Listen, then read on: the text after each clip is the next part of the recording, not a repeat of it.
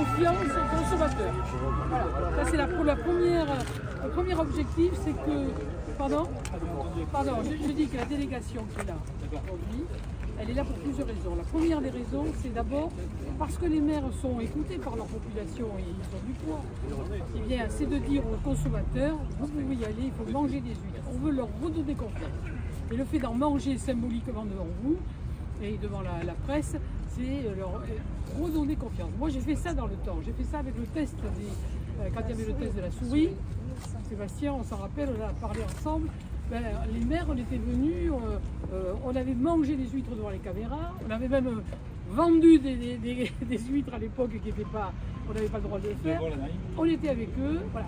Je pense que le fait qu'on vienne et qu'on fasse cette présentation de cette façon, ça va redonner confiance.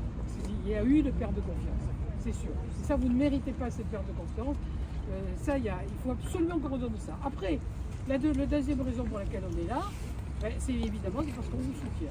On vous soutient dans les demandes d'indemnisation que vous avez faites et surtout là, immédiatement, là, dans la demande à court terme d'exonération des charges sociales. Parce que je sais que les lettres d'URSSAF, de MSA sont arrivées, il y a une échéance au 15 février et ça, il faut que l'État réponde favorablement à votre demande d'exonération. On a fait un courrier dès vendredi dernier, qu'on a tous co-signé, qui a été envoyé au préfet de région et copié au sous-préfet. Et ça, il faut absolument que ça soit, c'est la priorité des priorités. Après, on va prendre chaque point les uns après les autres.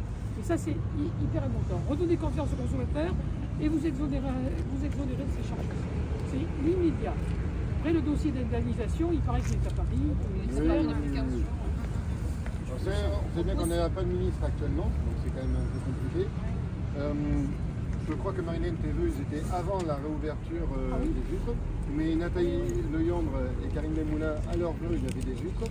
Nous, nos vœux étaient passés, ce week-end, vous l'avez tous dit, week-end prochain, dimanche prochain, mais à Nios, on fait cette dégustation de huîtres.